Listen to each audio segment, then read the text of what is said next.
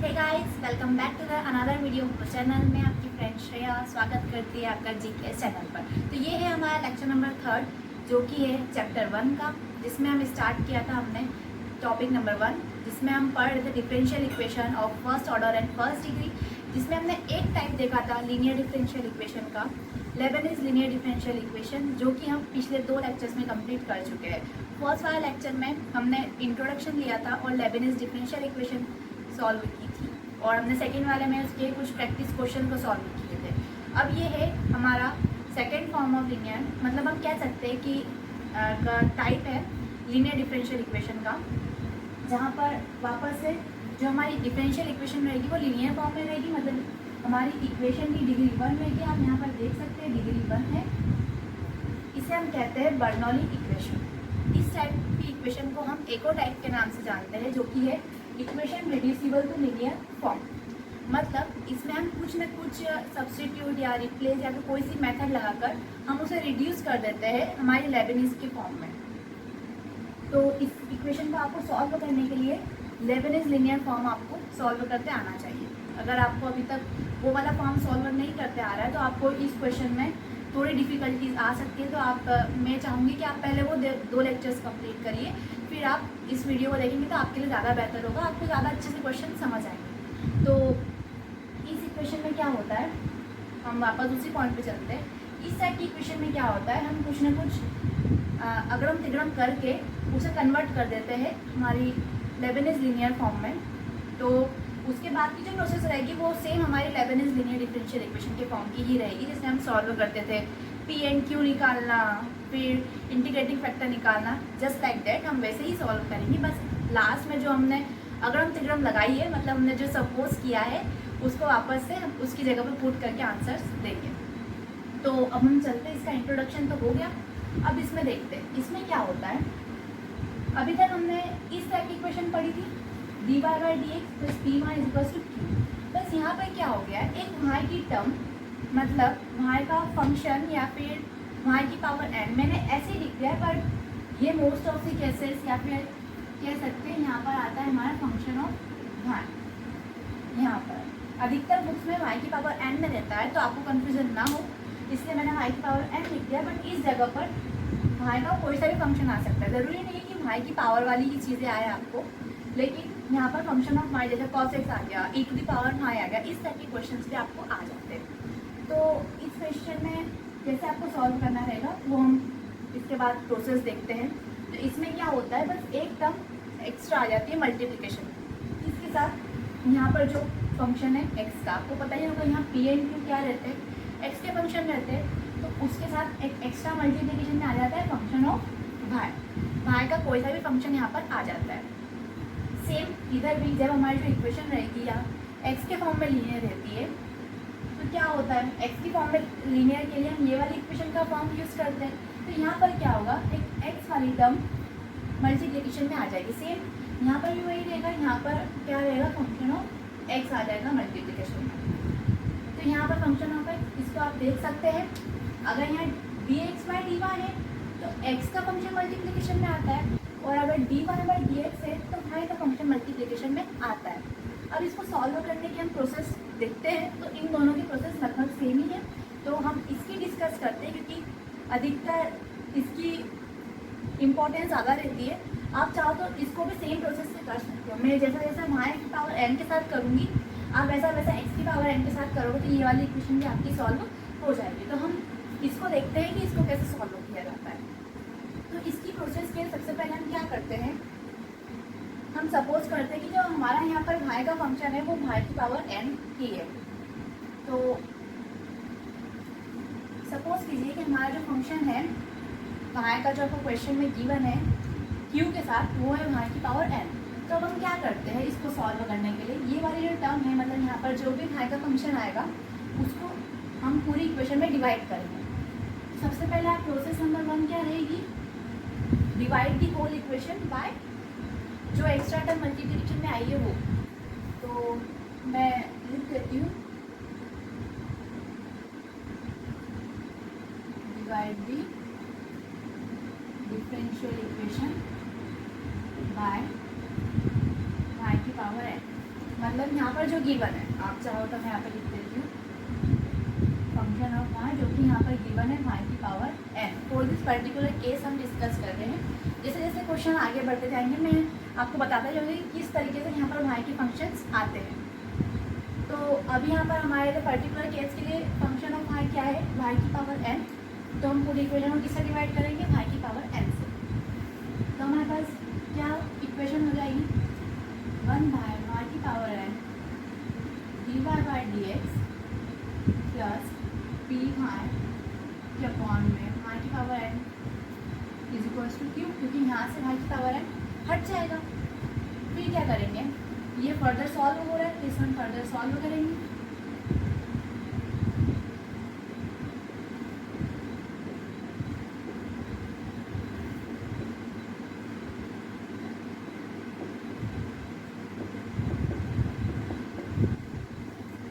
ये इसकी पावर क्या है 1, तो ये नीचे आ जाएगी y की पावर n-1। अब इसके बाद जब आप इसको इस फॉर्म में कन्वर्ट कर लोगे आपके गिवन डिफरेंशियल इक्वेशन को, तो हमेशा याद रखिएगा जो p के साथ टर्म आई है उसी को आपको सब्स्टिट्यूट करना है। आप कोई से भी वेरिएबल से कर सकते हैं, मैं अब t से सब्स्टिट्यूट कर रही हूँ, तो आप चाहो तो कोई से भी वेरिएबल से आप सब्स्टिट्यूट कर सकते हैं, मतलब इसको रिप्लेस कर सकते हो। अब आपको ध्यान रखना सिर्फ यही वाली टर्म को आपको रिप्लेस करना है और कोशिश करना है इस वाले फॉर्म में कन्वर्ट करने की, क्योंकि हमको इसकी हेल्प से हम इसको सब्स्टिट्यूट करने की कोशिश करेंगे। तो हम इसे सब्स्टिट्यूट करने की कोशिश करते हैं। इसको मैं रब कर देती हूँ, क्योंकि सेम प्रोसीजर आप चाहो तो इसके साथ भी कर सकते हो। तो चलिए सपोज करते हैं हम कि मैंने सपोज किया y की पावर n-1 को t। आप चाहो तो कोई से भी वेरिएबल सब्स्टिट्यूट कर सकते हो। अब आपको देखना है सेकेंड स्टेप में कि यहाँ पर जो y है उसका डिफरेंशिएशन किसके रिस्पेक्ट हो रहा है, मतलब आप शॉर्ट में कहो तो कौन सा डिनोमिनेटर आ रहा है। तो यहाँ पर x का है, मतलब x के रिस्पेक्ट डिफरेंशिएशन हुआ है, तो आपने जो सपोज किया है उसे भी आपको उसी वेरिएबल के रिस्पेक्ट डिफरेंशिएट करना रहेगा। जैसे यहाँ पर x के रिस्पेक्ट डिफरेंशिएशन हुआ है, तो आपको भी यहाँ पर x के रिस्पेक्ट डिफरेंशिएशन करना पड़ेगा। तो हम करते हैं।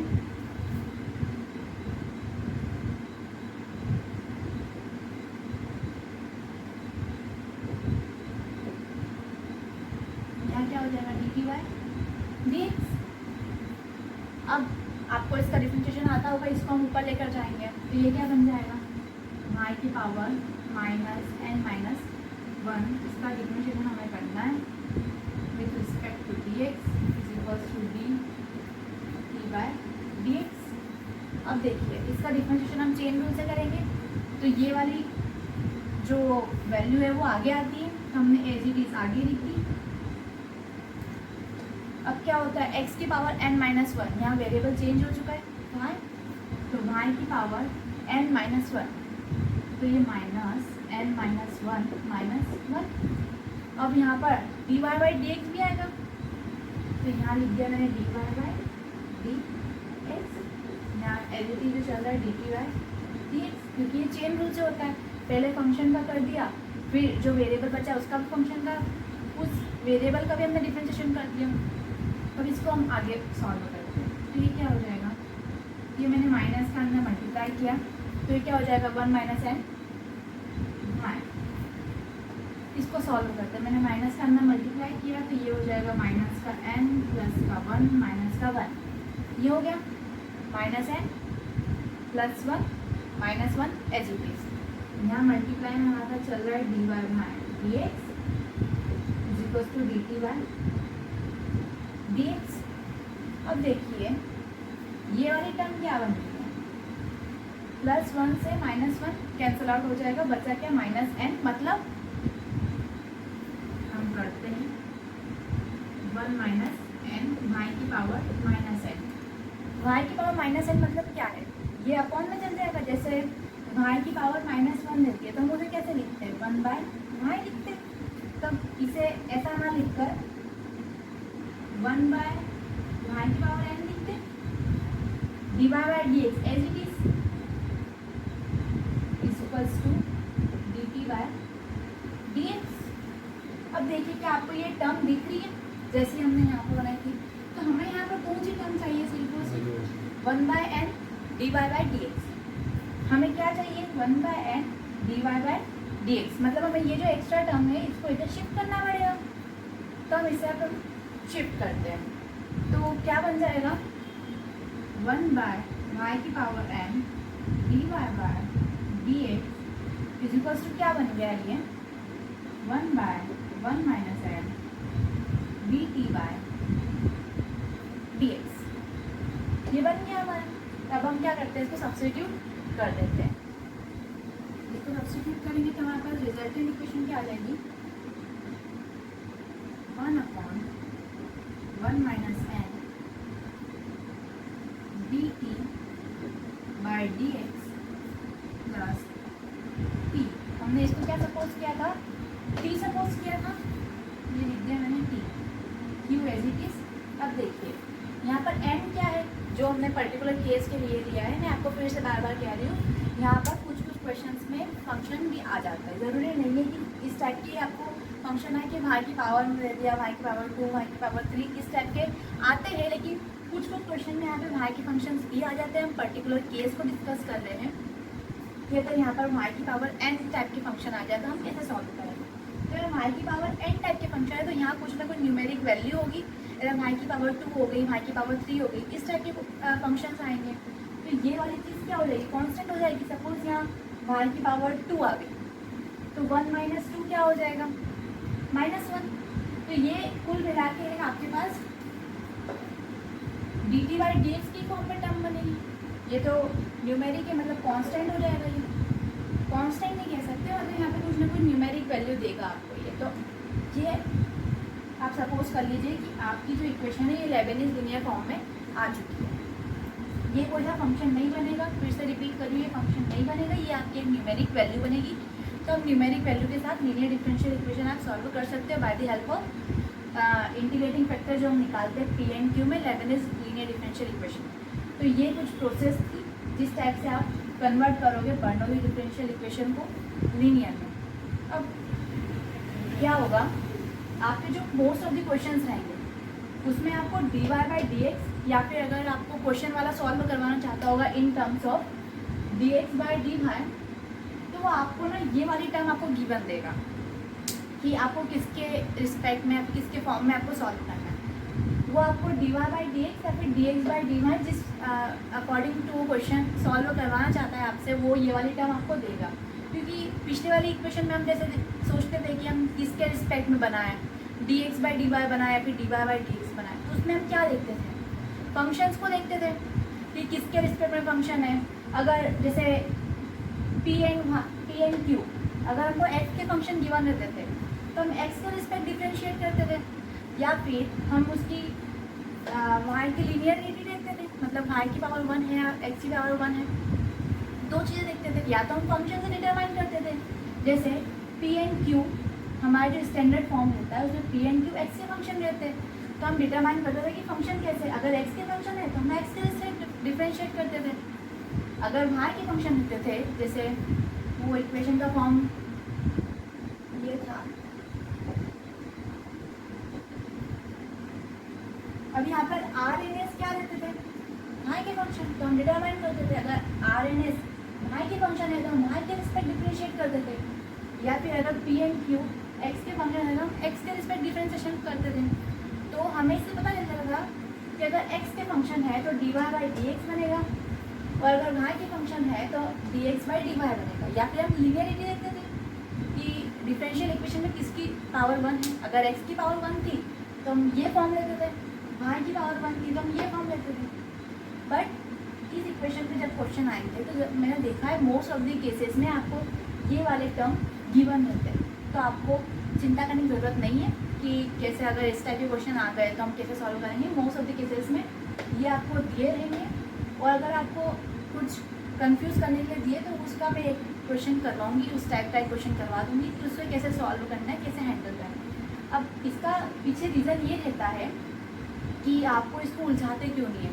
सपोज़ ये वाली टर्म और ये वाली टर्म जो होती है x के फॉर्म में, सपोज कीजिए बर्नौली इक्वेशन बन चुकी है, तो ये वाली टर्म और जो ये वाली टर्म रहती है वो मोस्ट ऑफ द केसेस में आपको सिमिलर ही नज़र आती है।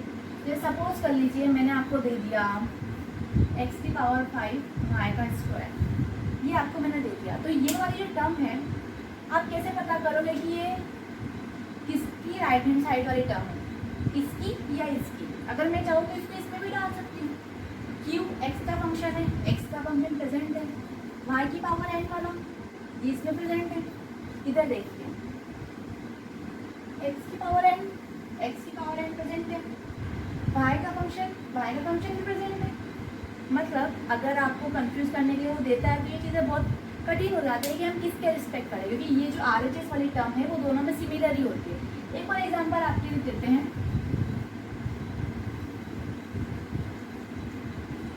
अगर मैं आपको दे दूँ x की पावर 5, इस बार मैं इसमें लेती हूँ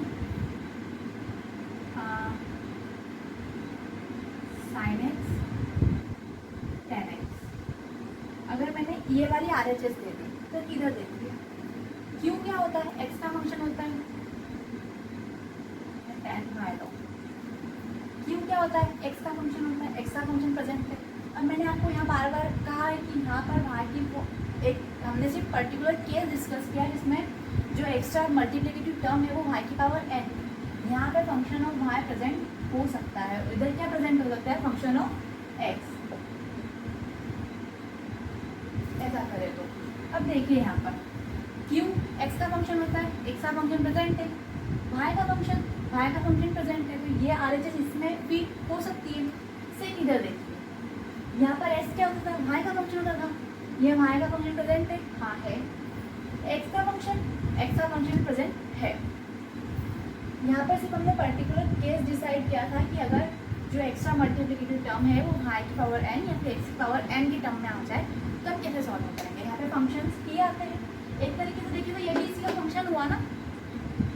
तो इस तरह की कंफ्यूजिंग टर्म्स आ जाती है तो उसमें बहुत डिफिकल्ट हो जाता है कि हम किसके रिस्पेक्ट करें, dy/dx करें या फिर dx/dy करें। तो मोस्ट ऑफ द केसेस में आपको ये वाली टर्म दी रहेगी तो आपको इतनी टेंशन नहीं लेना है कैसे क्या सॉल्व करें।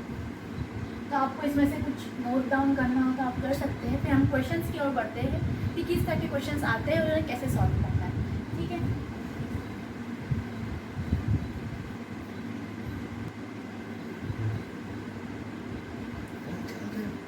तो चलिए गाइस हमारा पहला क्वेश्चन लेते हैं। dy/dx plus y/x-1 equals to x into Y की पावर 1/3। मैंने आपको कहा था ना कि आपको क्वेश्चंस में ये वाली टर्म गिवन रहेगी, तो ये वाली टर्म के अकॉर्डिंग हमारा जो फॉर्म बन रहा है वो इस फॉर्म का बन रहा है। अब यहाँ देखिए मैंने इसकी बात की प्रोसेस क्या होता है, आपको जो y की एक्स्ट्रा टर्म मल्टीप्लिकेशन में आ रही है उसको पता करना, डिटरमाइन करना है कि वो कौन सी टर्म है। आपने डिटरमाइन कर ली, उसके बाद आपको क्या करना रहता है, पूरी इक्वेशन को डिवाइड करना रहता है। यहाँ पर कौन सी वो टर्म है, y की पावर 1/3। इसके बाद मैंने आपको बताया था कि आपने जब टर्म को पता लगा लिया उसके बाद आपको क्या करना है, पूरी इक्वेशन को, डिफरेंशियल इक्वेशन को उसी टर्म से डिवाइड कर देना। तो क्या होगा, आप यहाँ लिख देना जब आप सॉल्व करोगे प्रॉपर, डिलीवरिंग और dividing the whole equation with the y into 1 की पावर 1/3। आप जब प्रॉपर सॉल्व करके आओगे ना एग्जाम में तो आप उसको ऐसा लिख कर आना पूरा कि dividing the whole differential equation by the term y की पावर 1/3। तो अब हम करते हैं, मैं यहाँ पे इतना लिखूँगी तो बोर्ड भरा जाएगा, तो आप चाहो तो नोट डाउन कर लेना। चलिए अब हम करते हैं प्रोसेस, पूरी इक्वेशन को डिवाइड करते हैं।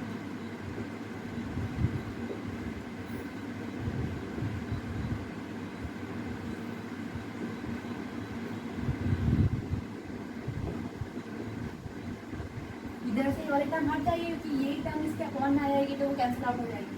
ठीक है,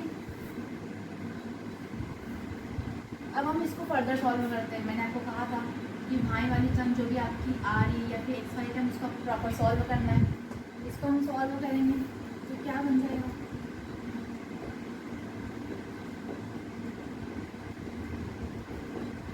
इसकी पावर 1 है, ये अपॉन में आ जाएगी।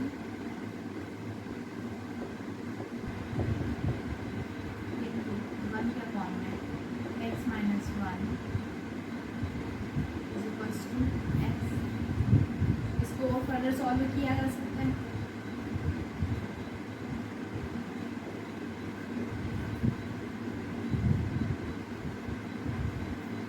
ये क्या होगा, इसको ऐसा लिख रहे हैं 1/3 - 1, तो ये इधर जाएगा, तो ये क्या हो जाएगा -2/3, क्योंकि ये फ्रैक्शन कैसे सॉल्व होगा 1/3 - 1 मतलब 3 इधर जाएगा, तो ये क्या जाएगा 1 - 3/3, तो ये माइनस का साइन आएगा।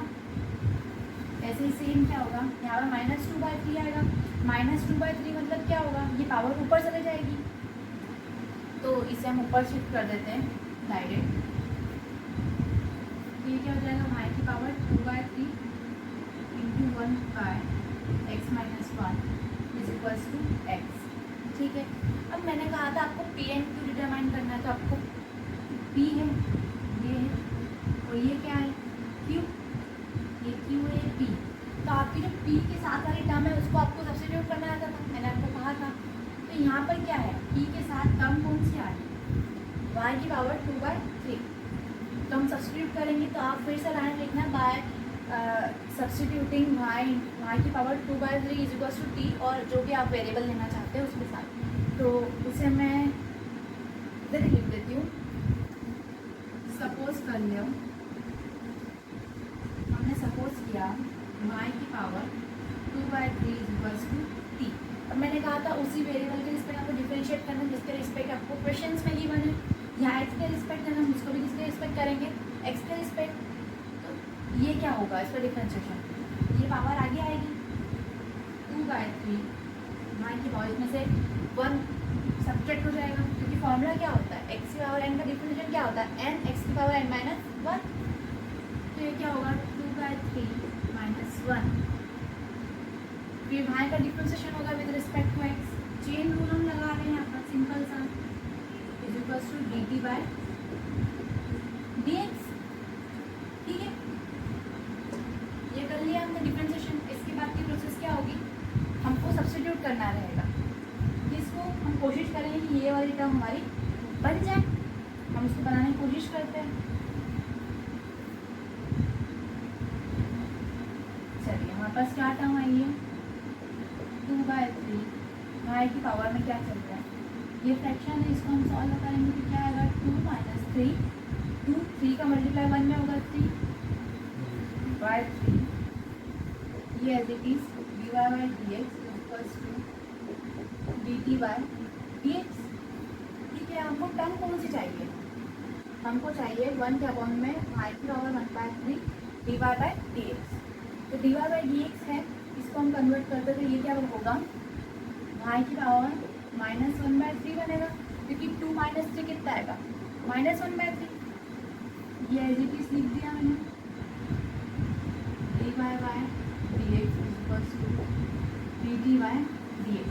अब ये y की पावर -1/3 मतलब क्या है, ये 1 के अपॉन में है, तो 2/3 1/3 dy/dx अब ये हमारी जो टर्म है वो बन चुकी है, मतलब ये जो एक्स्ट्रा टर्म है उसको हमको इधर शिफ्ट करना पड़ेगा। तो ये क्या हो जाएगा 1 के अपॉन में y की पावर 1/3 dy/dx किसके इक्वल बन जाएगा 3/2 dt/dx। तो अब हमें सब्स्टिट्यूट करना रहेगी वैल्यू इधर, तो इसको हम फ्रेश पे ही करेंगे। आप चाहो तो कुछ नोट डाउन कर सकते हो, फिर जैसे मैं वैल्यू पुटअप करूँगी तो उसके बाद हम सॉल्व एक फ्रेश बोर्ड पर देखते हैं, तो आप इसे नोट डाउन कर लीजिए।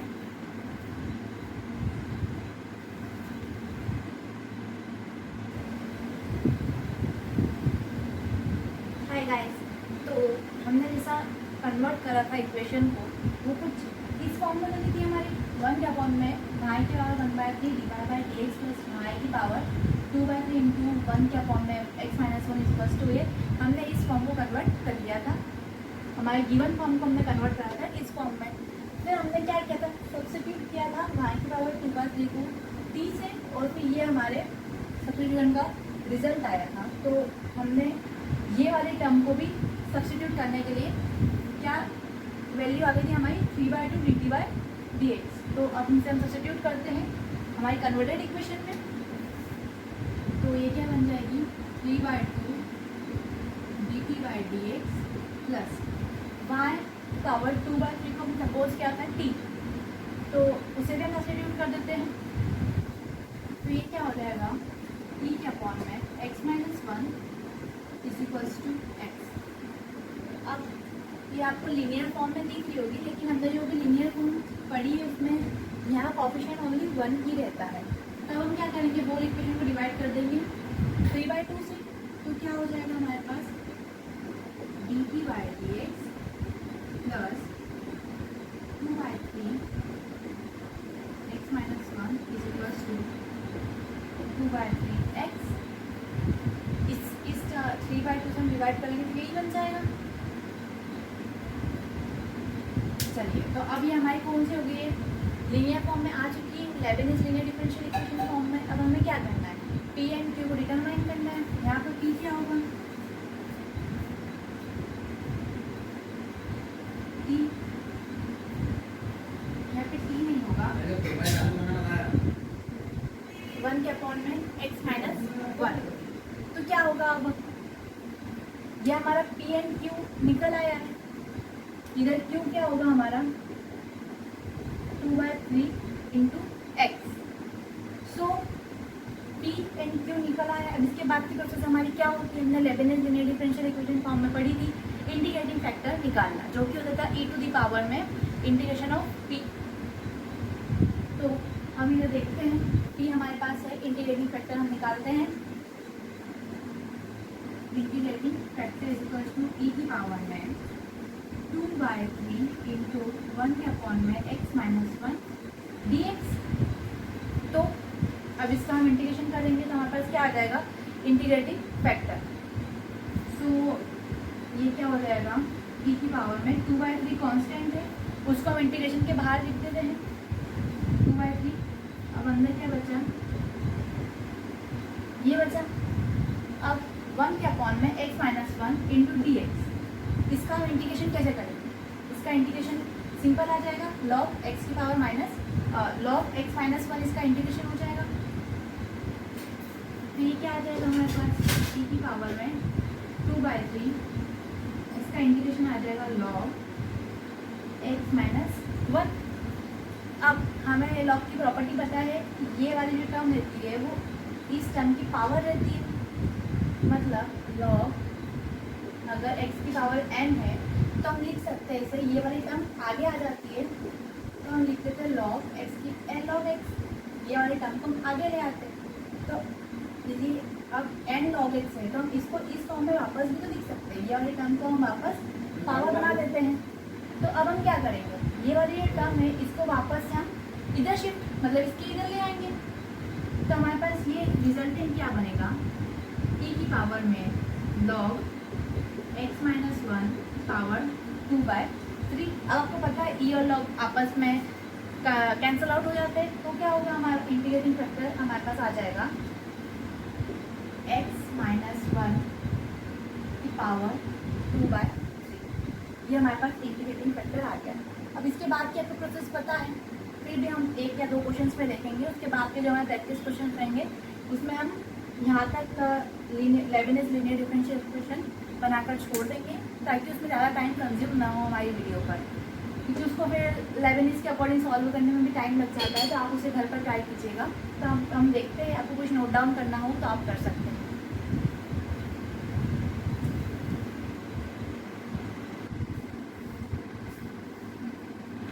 हाँ गाइस, तो हम यहाँ तक आ गए थे जहाँ पर हमने हमारी इक्वेशन को कन्वर्ट भी कर लिया था, पी एंड क्यू भी निकाल लिए थे, और उसकी हेल्प से हमने इंटीग्रेटिंग फैक्टर भी हमने हमारा निकाल लिया था। अब इसके बाद की हमारी प्रोसेस क्या होती थी लेबनिज़ लीनियर में, जब हमने आई एफ निकाल लिया था तो उसका फॉर्मूला हम लिखते थे, जो कि होता था y into I F is equals to integration of Q into I F D X plus C. ये होता था कब, जब हमारी जो इक्वेशन थी वो y के रिस्पेक्ट में लीनियर होती थी। कब, मतलब हम शॉर्ट में कहें जब हमारी इक्वेशन कुछ इस टाइप से होती थी। जब हमारी इस टाइप से इक्वेशन होती थी तो हम ये वाले फॉर्मूले से कंप्लीट सॉल्यूशन निकालते थे। लेकिन अब यहाँ पर क्या हो गया, y की जगह पर कौन चेंज हो चुका है, t। y की जगह पर सिर्फ t आ चुका है। तो हम जब कंप्लीट सॉल्यूशन निकालेंगे उसमें भी क्या करेंगे, हम y की जगह पर t रख देंगे। तो क्या होगा, हमने यहाँ एज इट इज लिखा T into I F x minus one की पावर 2/3। इधर क्या होगा क्यू, मतलब क्यू क्या इधर 2/3 x into I F x minus one की पावर 2/3 का एक्स के रिस्पेक्ट इंटीग्रेशन प्लस सी, जो कि सी है वो क्या है आर्बिट्ररी कांस्टेंट है। तब हम क्या करेंगे, इसको फर्दर इंटीग्रेट करने की कोशिश करेंगे। यहाँ पे दो फंक्शन आ चुके हैं, इसका हम कैसे करेंगे, आइलेट की हेल्प से करेंगे, लेकिन यहाँ पे दोनों ही एल्जेब्रिक टाइप में है, तो आप किसी को भी फंक्शन वन किसी को भी फंक्शन टू ले सकते हो। तो मैं सपोज कर रही हूँ इसको हम फंक्शन वन लेते हैं, इसको फंक्शन टू लेते हैं। क्यों? क्योंकि हमें पता है कि इधर सेकेंड वाला जो पार्ट आता है उसमें फंक्शन वन का डिफ्रेंसिएशन होता है। तो जब हम इसको फंक्शन वन लेंगे तो इसका डिफ्रेंसिएशन वन हो जाएगा, जो कि ईजी पड़ जाएगा। तो चलिए अब हम इसको और फर्दर सॉल्व करते हैं। 2/3 को मैंने बाहर निकाला, इसका इंटीग्रेशन x को कांस्टेंट रखा, इसका integration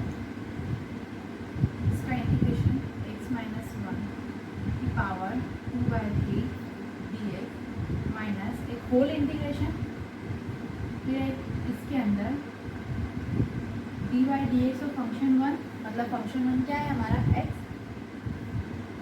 into integration of second function जो कि होगा 2/3 dx फिर ब्रैकेट बंद और एक होल का इंटीग्रेशन। ठीक है, इसको मैंने लिखा 2/3 x, इसका इंटीग्रेशन कैसे होगा x माइनस वन की पावर में 2/3 प्लस वन हो जाएगा, 2/3 प्लस वन, और अपॉन में भी क्या हो जाएगा 2/3 प्लस वन, क्योंकि इंटीग्रेशन का फॉर्मूला ये होता है ना, x की पावर n का इंटीग्रेशन करते हैं तो क्या होता है x की power n plus one upon n plus one आता है, ये फॉर्मूला होता है, वही हमने यहाँ पर लगाया है। तो चलिए इसे हम फर्दर सॉल्व करते हैं। अब ये क्या होगा, इंटीग्रेशन होल का तो लगा रहेगा, dx/dx इंटीग्रेशन डिफरेंशिएशन कितना हो जाएगा 1, इसका इंटीग्रेशन तो यही आएगा, इसको ही मैं डायरेक्ट लिख देती हूँ। तो ये क्या हो जाएगा x माइनस वन, ये कितना हो जाएगा, इसका इधर क्रॉस मल्टीप्लिकेशन होगा 2 + 3 कितना हो जाएगा 5/3, और अपॉन में कितना आ जाएगा 5/3। तो ये 5/3 होगा तो 3 क्या हो जाएगा ऊपर आ जाएगा, मतलब 3 यहाँ आ जाएगा और ये होल का इंटीग्रेशन चलेगा, यहाँ होल का इंटीग्रेशन चल जाएगा। अभी हम इसे और फर्दर सॉल्व करते हैं। तो ये क्या हो जाएगा, अब 2/3 पूरा इसका चल रहा है, बाहर का चल रहा है, ये x इंटू इसका जो इंटीग्रेशन होगा वो क्या बन जाएगा x माइनस वन की पावर 5/3 के अपॉन में 5 इंटू 3। ठीक है, थोड़ा घिचू लग रहा है ना, इसको मैं ऊपर कर देती हूँ, इधर करती हूँ, इसको हटा देते हैं। अब ये वाली चीज़ों को ध्यान रखना है कि आखिरी में आपको वापस से इन चीज़ों को सब्स्टिट्यूट करना है, क्योंकि ये जो वेरिएबल है ये तो हमने एज्यूम किया है ना, उसने तो हाँ ही दिया था, तो हमको आंसर भी किस में देना पड़ेगा, जिस वेरिएबल के फॉर्म में उसने इक्वेशन दिए उसी वेरिएबल के फॉर्म में। तब हम इसे यहाँ पर करते हैं। हाँ, इसको मैं यहाँ से हटा लेती हूँ, आपको पिच नहीं लगेगा। तो चलिए अब हम इसे आगे यहाँ पर सॉल्व कर देते हैं। ये 2/3 एज इट इज़, बाहर का बाहर, अब ब्रैकेट में ये क्या है x, ये एज इट इज़ रहेगा, ये क्या हो जाएगा x माइनस वन की पावर 5/3 इंटू 3/5 हो जाएगा ये। अब अंतर माइनस का साइन, यहाँ पे होल इंटीग्रेशन है, फिर ब्रैकेट के अंदर ये 1 इंटू, अब यहाँ देखो यहाँ पे भी 3/5 है, तो क्यों ना इस 3/5 को मैं बाहर निकाल लूँ इस इंटीग्रेशन के बाहर, तो इंटीग्रेशन में हमको दिक्कत नहीं आएगी। इसको मैं 3/5 को बाहर लिख देती हूँ, 3/5 इंटीग्रेशन। अब ये 1, अब बचा क्या, ये वाली डिजिट हमने बाहर निकाली। अब ये क्या बचा, सिर्फ x माइनस वन का की पावर 5/3 का इंटीग्रेशन, सिर्फ अब इतना ही बचा है, क्योंकि हमने ये वाली डिजिट्स बाहर निकाली अब सिर्फ यही वाली टर्म बची जिसका हमें इंटीग्रेशन करना है। यहाँ से ये dx हट जाएगा, 2/dx लिखा हुआ है क्योंकि हमने इसका इंटीग्रेशन करके ही ये पार्ट लिखा है, और ये होल का जो चल रहा है इंटीग्रेशन का dx, ये वो वाला dx है। तो अब हमें इसका इंटीग्रेशन करना है। अब इसका इंटीग्रेशन क्या हो जाएगा, सेम वही फॉर्मूला लगेगा, 3/5 एज इट इज, जो कि ये बाहर का चल रहा है वही वाला पार्ट, इंटू x माइनस 1। अब इसमें क्या होगा, इसकी पावर क्या बनेगी, 5/3 प्लस 1, मतलब मैं बताती हूँ आपको, इसमें भी सेम वही फॉर्मूला लगेगा जो हम इसमें लगाते थे, x की पावर n का, यही होता था इंटीग्रेशन। बस यहाँ पर क्या हो चुका है, x माइनस 1 आ चुका है। तब हम क्या करेंगे, जो 5/3 है उसको भी सेम इसी प्रोसीजर से सॉल्व करेंगे। तो चलिए, ये हो जाएगा 5/3 प्लस 1 के अपॉन में 5/3 प्लस 1। हमने पूरा इंटीग्रेशन सॉल्व कर लिया है। अब हम इसे प्रॉपर लिखते हैं, तो इसे मैं रब कर देती हूँ। तो हमारे पास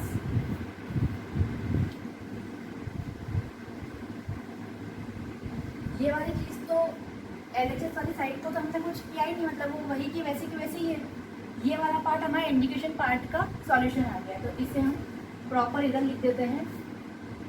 क्या आया, 2/3 जो बाहर पूरा कांस्टेंट था वही का वही है, x इंटू x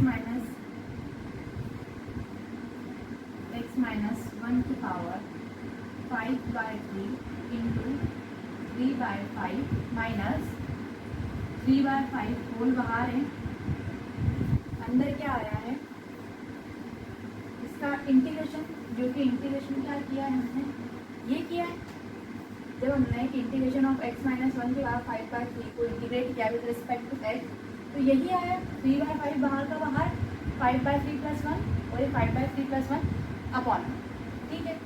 तो अब इसको मैं डायरेक्ट लिख देती हूँ, एक 3/5 बाहर है, ठीक है, हमने 3/5 बाहर लिख दिया। अब उसके अंदर का x माइनस 1, 5/3 प्लस 1 कितना होगा, 8/3, अपॉन में भी कितना हो जाएगा, 8/3, 8 इंटू 3, क्योंकि इसके अपॉन में 3 आएगा तो वो कहाँ चल जाएगी, ऊपर मल्टीप्लिकेशन में चल जाएगा। ये तो हो गया इसका, और ये बाहर का ब्रैकेट, ठीक है। आप थोड़ा कंफ्यूज हो रहे होंगे मुझे लगता है। अब तो नहीं हो रहे आप कंफ्यूज, मैंने उसको रब कर लिया। तो हमारा ओवरऑल जो इंटीग्रेशन का सॉल्यूशन आया है वो ये आया है। अब थोड़ी और क्वेश्चंस बची हैं, ये जो नंबर्स वगैरह है इसके अंदर हमें मल्टीप्लाई करना है। थोड़ा सा और चलते हैं, मैं बार बार इसलिए रब कर रही हूँ क्योंकि ये जो बोर्ड पे अगर मैं बड़ा नहीं लिखूँगी तो आपको थोड़ा घिच पिच लगेगा, इसलिए मैं बार बार थोड़ा थोड़ा पोर्शन लिखती हूँ, फिर उसको रब कर देती हूँ। आप उसको अच्छे से नोट डाउन करोगे और एक बार देखोगे ना आपकी कॉपी में प्रोसेस, तो आपको सब कुछ समझ में आ जाएगा। अब देखिए 3/5 x इंटू x माइनस 1 की पावर 5/3 माइनस, अब इसका अंदर मल्टीप्लिकेशन कर दो, 3 इंटू 3 कितना हो जाएगा 9, 5 इंटू 8 40, और ये ऐसा ऐसा रहेगा, ठीक है। ये हमने इसका मल्टीप्लाई अंदर कर दिया। अब ये वाली जो टर्म है वो तो पूरे के मल्टीप्लिकेशन में, तो हमको वो भी करना है। अब हम इसका मल्टीप्लाई भी अंदर करते हैं, तब ये क्या होगा, 3 से 3, ये 2/3 है वो इसको भी मिलेगा और इसको भी मिलेगा, मतलब ये वाली जो टर्म रहेगी वो तो दोनों को टर्म को मिलेगी ना। आपने पढ़ा होगा ये वाली टर्म दोनों को मिलेगी, तो हम इसको भी डिस्ट्रीब्यूट करते हैं, इसको भी डिस्ट्रीब्यूट करेंगे, तो ये क्या हो जाएगा, 3 से 3 क्या हो जाएगा, कैंसिल आउट हो जाएगा, बचेगा कैसे, 2/5 x इंटू x माइनस 1 की पावर 5/3। अब ये वाली टर्म को जब इधर लेकर जाएंगे तो 2 से 40 कैंसिल आउट हो जाएगा, कितने टाइम, 20 टाइम, और 3 से 9 हो जाएगा, मतलब 9, 3 से कैंसिल आउट हो जाएगा कितने टाइम, 3 टाइम, ये हो जाएगा 3/20, x माइनस 1 की पावर 8/3। ये आ गया हमारा इंटीग्रेशन, जो कि हम निकालते हैं integration of q into I A plus C. तो हमने q इंटू आई ए ये निकला है, प्लस सी जो हमारा एच डी चल रहा था वो हमने यहाँ लिख दिया। ठीक है, यहाँ तक समझ में आया आपको। अब इसके बाद क्या हम प्रोसेस करें, यहाँ पर मैंने लिख दिया जो हमारा LHS चल रहा था x माइनस 1 पावर 2/3। ये हमारा आंसर आ तो गया है, लेकिन आपको जो उसने डिफरेंशियल इक्वेशन दी थी वो कौन से फॉर्म में दी थी, y के फॉर्म में दी थी, और आपका आंसर कौन से फॉर्म में आया है, t के फॉर्म में आया है। जो ये t क्या वेरिएबल है, t तो आपने एज्यूम किया था शायद, t आपने किसको एज्यूम किया था, ये आपको याद रखना पड़ेगा। आप ऐसा नहीं कर सकते, आपको अगर आप इतने ही छोड़कर आए तो आपको हो सकता है फुल मार्क्स मिलेंगे ही नहीं, हो क्या सकता है आपको शायद तक 7 out of 4 to 5 he marks मिलेंगे। तो आपको ये चीज़ हमेशा याद रखनी पड़ेगी कि आपने जो वेरिएबल एज्यूम किया है वो किसके इक्वल किया है। तो आखिरी में जब आपका आंसर निकलेगा तो वो आपको पुटअप भी कर कर आना पड़ेगा। जैसे हमने यहाँ पर एज्यूम किया था t को कितना y की पावर 2/3। जब हमारा टाइम आ चुका है कि हम इसे वापस से रिप्लेस कर दें, ठीक है, इसे अब हम वापस से पुट करते हैं। t की जगह पर सिर्फ सिंपली हमें पुट करना है y की पावर, क्या एज्यूम किया था आपको ध्यान रखना है। वापस से आप कॉपी में था जब प्रॉपर सॉल्व करोगे तो वहाँ पर तो आपने मेंशन किया ही होगा, वहाँ से आप देखिए t किसको एज्यूम किया है, y की पावर 2/3 से। तो मैं पुटअप कर रही हूँ जस्ट सिंपली, इसमें कोई आपको कैलकुलेशन नहीं लगानी है। x माइनस 1 की power 2/3 is equals to 2/5 x into X minus 1 की पावर 5/3 माइनस 3/20 x माइनस 1 की power 8/3 plus c, where c is the arbitrary constant. ये हमारा कंप्लीट आंसर हो गया। अब एक बार इसे हम मैच कर लेते हैं, यही आंसर है क्या बुक में।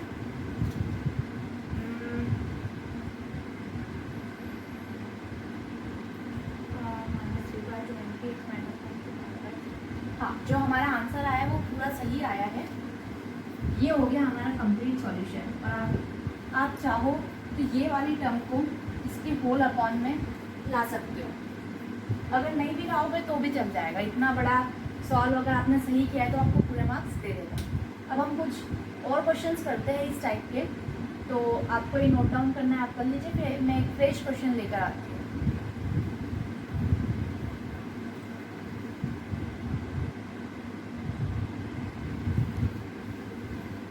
तो चलिए गाइस, ये है हमारा क्वेश्चन नंबर 2। अब देखिए, मैंने आपको कहा था ना कि यहाँ पर फंक्शंस भी आ सकते हैं, ज़रूरी नहीं है कि x की पावर या y की पावर में ही आपके पास क्वेश्चन गिवन हो। तो यहाँ पर देखिए, मैंने आपको ये वाली बात भी कही थी कि आपको ये डेरिवेटिव दिया रहेगा तो आपको इतना सोचना नहीं रहेगा कि dy/dx निकाले या फिर dx/dy निकाले। यहाँ पर दिया हुआ है dy/dx, मतलब यही वाले फॉर्म की हमारी इक्वेशन दी हुई है। मतलब यहाँ पर कौन सा फंक्शन आएगा, y का फंक्शन आएगा। यहाँ y का फंक्शन आपको कौन सा दिख रहा है, 1 + x, x का फंक्शन है, e की पावर x भी आपका x का ही फंक्शन है। एक्स्ट्रा फंक्शन कौन सा आ गया यहाँ पर, आपका सेक y आ चुका है। तो अब नेक्स्ट प्रोसेस, नेक्स्ट स्टेप क्या थी हमारी, जो एक्स्ट्रा फंक्शन आ रहा है हमारा x का या y का according to given differential equation, उससे हम क्या करते थे, पूरी डिफरेंशियल इक्वेशन को डिवाइड कर देते थे। इसलिए ताकि ये वाला जो फंक्शन है वो हमारा एलिमिनेट हो जाए। क्यों, क्योंकि हम कोशिश करते हैं कि जो हमको दिक्कत दे रहा है उसी को हम हटा दें। हमको इस टाइप की इक्वेशन सॉल्व करना आती है, सिर्फ यहाँ पर एक पर्टिकुलर वेरिएबल का ही फंक्शन हो, मतलब x का फंक्शन हो या y का फंक्शन हो। इस इक्वेशन के अकॉर्डिंग यहाँ पर सिर्फ x का फंक्शन होना चाहिए था, लेकिन यहाँ सेक y एक्स्ट्रा में आ गया, तो हम इसको यहाँ से हटाने की कोशिश करेंगे। और हटाने के लिए हमें क्या करना पड़ेगा, सेक y से पूरी इक्वेशन को डिवाइड करना पड़ेगा। तो अब हम करते हैं, वहाँ पर आप प्रॉपर लिखिए dividing the whole differential equation with the term sec y। तो क्या बनेगा, 1/sec y, मतलब क्या हो जाएगा, cos, डायरेक्ट लिख देते हैं cos y dy/dx माइनस 10 को मैं क्या लिख सकती हूँ, sin y/cos y, sin y/cos y 1 इसको भी डिवाइड करेंगे तो 1/sec इज इक्वल्स टू क्या होता है cos, यहाँ cos मल्टीप्लाई में आ जाएगा और अपॉन में 1 + x चल रहा है वो एज इट इज चल रहा है और इधर कौन सी टर्म हो जाएगी सिर्फ 1 + x इंटू e⁻x। पूरी इक्वेशन को डिवाइड करेंगे तो आपको ये पता होगा ट्रिग्नोमेट्रिकली कि 1/sec x is equals to cos x होता है। बस मैंने वही किया है, cos x का पूरी इक्वेशन में मल्टीप्लाई कर दिया जिसकी वजह से ये हट गया। क्योंकि अगर मैं यहाँ cos x का मल्टीप्लाई करूँगी तो cos x क्या हो जाएगा 1/sec और 1/sec से कैंसिल। मतलब आप ऐसा कहो कि मैंने sec वहाँ से पूरी इक्वेशन को डिवाइड कर दिया, या फिर ऐसा कहो कि cos वहाँ से मल्टीप्लाई कर दिया, दोनों एक ही बात है। तो ये हो गया हमारा, ये टर्म हमारी एक सिंगल वेरिएबल में चेंज हो गई है। अब इसके बाद क्या करना है, इसको फर्दर हमें सिंप्लीफाई करना है पूरी इक्वेशन को। तो चलिए हम सिंप्लीफाई करते हैं। ये क्या हो जाएगा cos y dy/dx minus cos y से cos y क्या हो जाएगा कैंसिल आउट हो जाएगा, बचा जाएगा क्या सिर्फ sin y into 1/1 + x is equals to 1 + x into e⁻x। अब इसके बाद मैंने आपको क्या प्रोसेस बताया था, आपको पी एंड क्यू डिटरमाइन करना है। तो ये वाली टर्म हो गई हमारी पी, ये वाली टर्म हो गई हमारी पी और ये वाली पूरी टर्म हमारी क्या हो गई क्यू। तो मैंने कहा था कि पी की टर्म के साथ आपके जो भी एक्स्ट्रा फंक्शन आ रहा है उसी का आपको क्या सपोज करना है टी। तो यहाँ पर एक्स्ट्रा टर्म कौन सी आ रही है साइन वाई, तो हमें किसको सपोज करना है साइन वाई को सपोज करना है एक अनदर वेरिएबल से। तो हम टी के ऐसे रिस्पेक्ट में सपोज करते हैं कि sine y is equals to t. अगर आप चाहो तो आप कोई सा भी वेरिएबल ले सकते हो ए बी सी डी, मुझे टी सपोज करना है तो अब मैं इसे साइड से लिखती हूँ ताकि आपको याद रहे। हमने सपोज किया है sine y is equals to t. मैंने कहा था कि जिस वेरिएबल के रिस्पेक्ट में आपकी डिफरेंशियल इक्वेशन में डिफरेंशिएशन हो रहा है उसी रिस्पेक्ट में आपको इस टर्म को भी डिफरेंशिएट करना रहेगा। यहाँ पर डिफरेंशिएशन किसके रिस्पेक्ट में हो रहा है एक्स के रिस्पेक्ट में हो रहा है, तो हम ये दो टर्म्स को भी किसके रिस्पेक्ट में करेंगे एक्स के रिस्पेक्ट में करेंगे। तो साइन वाई का डिफरेंशिएशन कितना हो जाएगा कॉस वाई, तो फिर वाई का डिफरेंशिएशन होगा तो वो क्या हो जाएगा dy/dx is equals to dt/dx। अब यहाँ पर cos dy/dx वाली टर्म हमारी डायरेक्ट ही बन चुकी है। पिछली वाली क्वेश्चन में हमको कुल यहाँ से इधर साइड शिफ्ट करना पड़ा था, लेकिन अब पूरी डायरेक्ट हमारी टर्म इसके इक्वल आ चुकी है तो हम डायरेक्ट रिप्लेस कर देते हैं। ये हो जाएगी हमारी dt/dx। साइन वाई को हमने क्या सपोज कर लिया है टी, तो t into 1/1 + x is equals to 1 + x into e⁻x। ये हमारी इक्वेशन आ गई किसके फॉर्म में टी के फॉर्म में। बस अंतर इतना है कि हम y और x के फॉर्म में पढ़ते थे, यहाँ पर t के फॉर्म में आ चुकी है। बाकी प्रोसेस पूरी सेम है। अब हमें क्या करना है पी एंड क्यू निकाल लिया तो हमें क्या निकालना है इंटीग्रेटिंग फैक्टर आई एफ। तो हम इंटीग्रेटिंग फैक्टर निकालते हैं, e की पावर में p आ जाता है, मतलब p का इंटीग्रेशन हो जाता है 1 + x dx। लेकिन यहाँ पर साइन कौन सा है माइनस का, तो माइनस का साइन भी यहाँ पर लग जाएगा। अब ये क्या होगा 1 + x का इंटीग्रेशन कितना होगा log e की पावर माइनस log 1 + x। अब मैंने कहा था कि यहाँ पर जो भी नंबर आता है उसको हम कहाँ शिफ्ट कर देते हैं यहाँ इस वाली टर्म की पावर में। तो ये माइनस है मतलब -1 है, तो -1 को भी हम कहाँ शिफ्ट कर देंगे इसकी पावर में। तो ये क्या हो जाएगा e की पावर log 1 + x की पावर -1। अब e और log क्या होते हैं कैंसिल आउट हो जाते हैं एक दूसरे से, तो सिर्फ हमारे पास टर्म क्या बचेगी IF में 1 + x की पावर -1, मतलब 1 के अपॉन में 1 + x ये टर्म बची हमारी। मतलब इनडायरेक्टली हमारा IF कितना आ गया है 1 के अपॉन में 1 + x। तो मैं हम इसे लिख देते हैं क्लियर।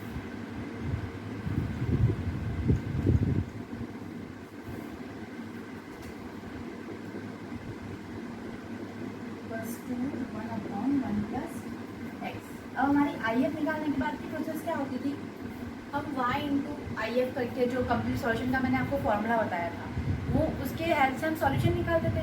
बट अब हमारी इक्वेशन जो है वो किसके फॉर्म में आ चुकी है, t के फॉर्म में आ चुकी है। तो अब हम y की जगह पर क्या लिखेंगे, t। आपको घबराना नहीं कि ये कौन सा नया फॉर्म आ चुका है, वही फॉर्म से हम आंसर निकाल देंगे।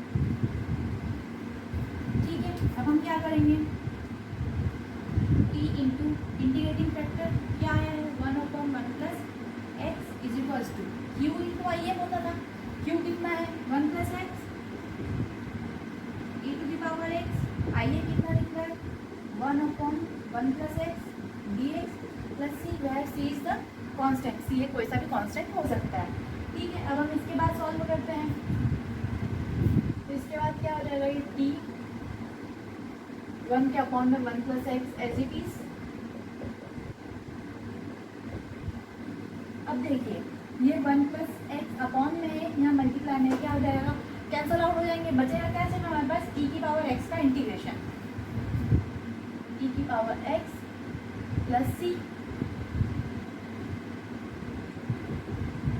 ठीक है, अब इसे अब हम लोग फर्दर सॉल्व करते हैं। e की पावर x का इंटीग्रेशन कितना होता है, e की पावर x प्लस c, इधर क्या चल रहा है t इंटू 1 के अपॉन में 1 प्लस एक्स। अब ये थोड़ा इजी है तो हम 1 प्लस एक्स को इधर शिफ्ट कर सकते हैं। अगर आप यहाँ पर भी आंसर को ड्रॉप करना चाहो तो आप कर सकते हो, लेकिन बस t की वैल्यू जो आपने एज्यूम की थी उससे रिप्लेस वापस कर देना। पर यहाँ पे थोड़ा सा ईजी है एज़ कम्पेयर टू पिछले वाले में, थोड़ी टर्म ज़्यादा थी तो हमने ये वाली टर्म को इधर ही रहने दिया था। अगर अब आप चाहो तो इसको इधर शिफ्ट कर सकते हो। तो क्या हमारे पास रिजल्टेंट आ रहा है, e to the power x 1 plus x plus c 1 plus x. t को हमने क्या सपोज किया था, sine y, sine y is equals to e to the power x 1 plus x plus c 1 plus x. ये हमारा हो गया complete answer. ये हमारा पूरा यहाँ पर कंप्लीट आंसर हो चुका है। अगर आप इतना आंसर लेके आओगे तो आपको पूरे 7 आउट ऑफ 7 मार्क्स दे देगा। तो ये था हमारा सेकंड नंबर का क्वेश्चन। अब हम एक और टाइप का क्वेश्चन देख लेते हैं, फिर मैं आपको होमवर्क क्वेश्चन दे दूँगी, फिर आप उसे प्रैक्टिस कीजिएगा और उसके सॉल्यूशन के लिए मैं एक अलग वीडियो बना दूँगी, क्योंकि ये वीडियो कुछ ज़्यादा लंबी हो जाएगी वरना। तो ठीक है, आप इसको नोट डाउन करना है, आप कर सकते हैं। मैं एक तीसरा क्वेश्चन लिख देती हूँ।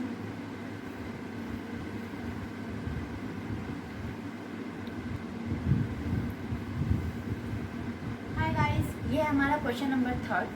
ये थोड़ा सा डिफरेंट है, तो आप इसे रिकॉग्नाइज करने का एक सिंपल ट्रिक बता सकती हूँ। वैसे तो ऐसे क्वेश्चन बहुत कम आते हैं, लेकिन फिर भी आपको इसका नॉलेज होना चाहिए कि ऐसे क्वेश्चन आ जाता है, हम इसे कैसे सॉल्व करें। तो इसके लिए आइडेंटिटी क्या है, जब आपको एक्स वाई की टर्म या फिर किसी और वेरिएबल की टर्म ऐसे आपस में मल्टीप्लिकेशन में दी हो, साथ ही साथ उसमें डिफरेंशियल कोफिशिएंट भी मल्टीप्लाई हुआ हो, तो आपको सिंपली क्या करना है, डेरिवेटिव कोफिशिएंट जो है उसको इधर शिफ्ट करना है और इधर जो फंक्शन है उसे इधर शिफ्ट करना रहेगा। एक बार फिर से ऐसी डिफरेंशियल इक्वेशन जहाँ पर आपको एक्स वाई या फिर किसी और टाइप के वेरिएबल कुछ इस टाइप से दिए हो, या फिर एडिशन मल्टीप्लिकेशन जो भी इधर दिया हो, लेकिन उस होल टर्म का मल्टीप्लिकेशन डेरिवेटिव कोफिशिएंट के साथ हो रहा हो और इधर कोई सा भी आपका फंक्शन हो सकता है, तो आपको सिंपली क्या करना है, इस डेरिवेटिव कोफिशिएंट को इधर शिफ्ट करना है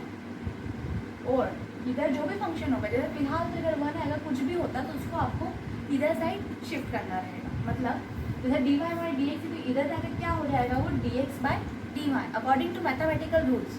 ऐसा नहीं कि मैम हमको तो श्रेया ने बोल दिया इधर शिफ्ट करना, शिफ्ट मैथमेटिकल रूल्स के अकॉर्डिंग।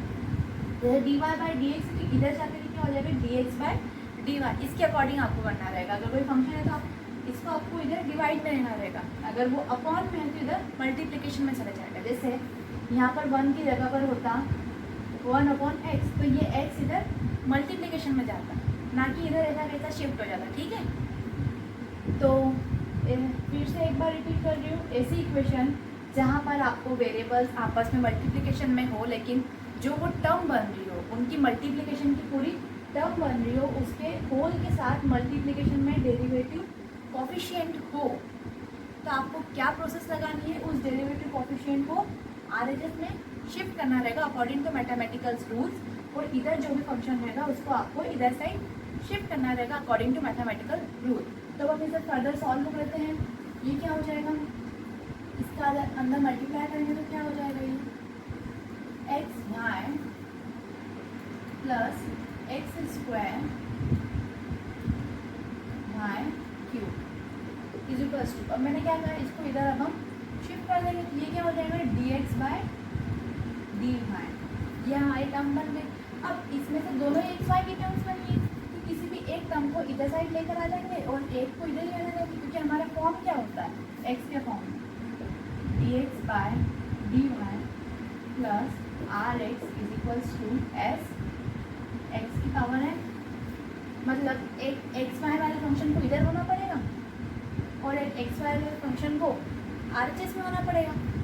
तो हम इसे कैसे सॉल्व करेंगे, ये हो जाएगा dx बाय dy, मैं इसको इधर साइड लिखती हूँ, मतलब हो जाएगा, आप कंफ्यूज हो जाओगे, नहीं मैं एक्स वाई वाली टर्म को इधर लेकर आ रही हूँ, ठीक है। आप चाहो तो इसको भी ला सकते हो, उसके अकॉर्डिंग भी सॉल्व करोगे तो आंसर तो थोड़ा चेंज आएगा, क्योंकि आपने Q और P अलग अलग हो जाएंगे।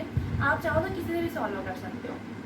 मैं एक्स वाई वाले टर्म को dx बाय dy वाली साइड ला रही हूँ, तो क्या हो जाएगा, ये इधर की इधर ही रह जाएगा, x square Y cube is equals to dx by dy minus x y, क्योंकि ये पॉजिटिव इधर आकर क्या हो जाएगा, नेगेटिव साइन का हो जाएगा। अब इसको मैं सिस्टमेटिक ऑर्डर में लिख रही हूँ, तो ये क्या हो जाएगी, dx by dy minus x Y is equals to x square Y cube. Same चीज़ अभी तक हमने y के फंक्शन वाले y के फंक्शन को इधर डिवाइड में लिया है, लेकिन अब जो हमारी इक्वेशन है वो dx बाई dy के फॉर्म की है। तो अब हम क्या करेंगे, x के फंक्शन को इधर डिवाइड करेंगे, इधर x का फंक्शन कौन सा है, एक्स स्क्वायर को अब हम डिवाइड करेंगे पूरी इक्वेशन, तो क्या आ जाएगा, x की power minus 2 dx by dy minus x के अपॉन में x की power 2 y is equals to x square Y cube by x square. तो ये एक्स स्क्वायर से कैंसिल आउट हो जाएगा, बचेगा क्या सिर्फ वाई क्यूब। अब इसे फर्दर सॉल्व करेंगे, हम सिंप्लीफाई करेंगे तो क्या हो जाएगा, एक्स की power minus 2 dx by dy minus 1 upon x y is equals to Y cube. अब हमारे पास ये फंक्शन क्या हो गया है, p, ये फंक्शन क्या हो चुका है, नहीं, ये तो x के फॉर्म की हमारी चल रही है,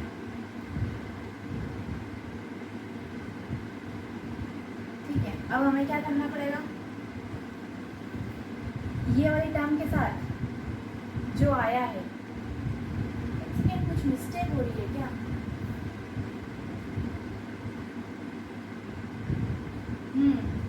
कुछ नहीं मिस्टेक कुछ नहीं है।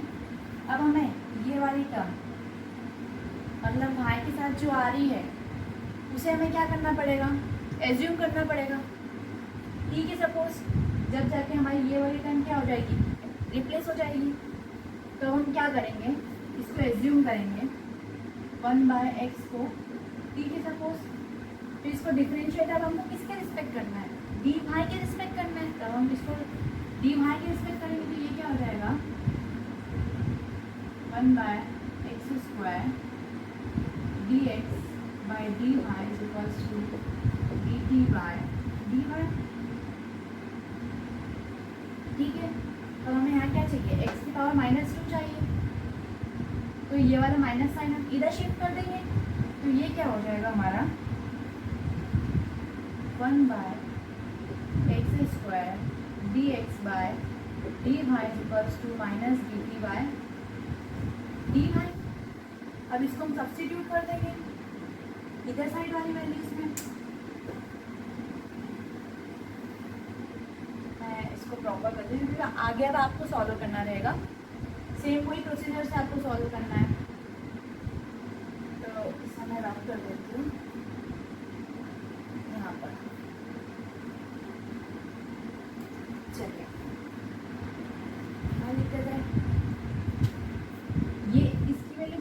है minus D T by D Y की, D T by D Y minus 1/x को हमने क्या सपोज किया था, T Y equals to Y cube. अब ये हमारी जो लीनियर है वो बन चुकी है टी में। अब आपको इसको सॉल्व करना रहेगा क्योंकि मैंने आपको इसके 2 क्वेश्चंस करवा दिए सेम यही प्रोसीजर के। आप इसे सॉल्व कीजिए, आपका आंसर आ जाएगा। मैं आंसर बता दूँ क्या आपको? हाँ, मैं आंसर आपको लिख देती हूँ यहाँ पर, आप मैच कर लेना। फिर भी अगर आपको कुछ डाउट हो इस वाले क्वेश्चन के आंसर में तो आप मुझे कमेंट कर दीजिएगा, मैं नेक्स्ट वीडियो में उसे कवर करवा दूँगी। चलिए, इसका आंसर आएगा, इसका आंसर है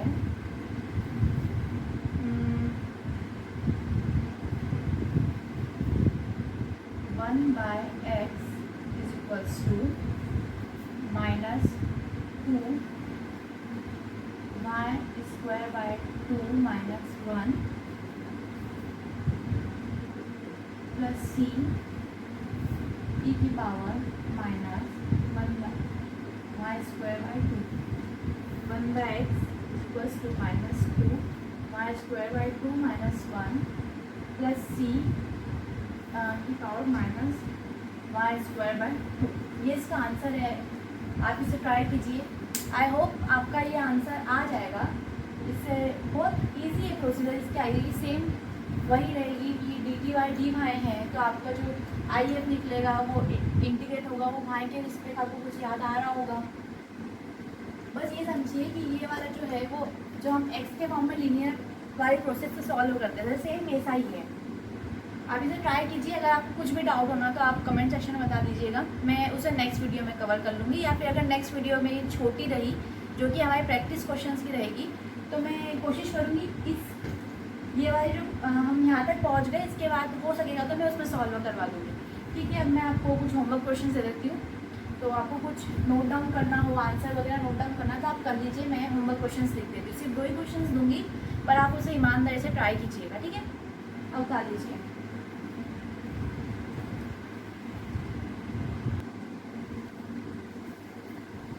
तो गाइस ये रहे आपके 2 होमवर्क क्वेश्चंस जो आपको सॉल्व करके देखना है। पूरी ऑनेस्टी से आप करना, आप पूरी ईमानदारी से सॉल्व कीजिएगा। इसके जो सॉल्यूशन रहेंगे उसके लिए मैं एक नेक्स्ट वीडियो बना दूँगी क्योंकि ये जो वीडियो है वो बहुत लंबी हो रही है। तो इसके आप सॉल्यूशन आप ईमानदारी से सॉल्व कीजिएगा। आई होप कि आपको बर्नौली इक्वेशन को सॉल्व करना प्रॉपर समझ में आया होगा। तो आप इसको विदाउट गूगल पे मत सर्च करना इसकी सॉल्यूशन, आप इसको सॉल्व करके रखना। हम नेक्स्ट वीडियो में इन दोनों के आंसर चेक करेंगे कि आपके सही है कि नहीं। सो इतनी लंबी वीडियो देखने के लिए आपका बहुत बहुत धन्यवाद।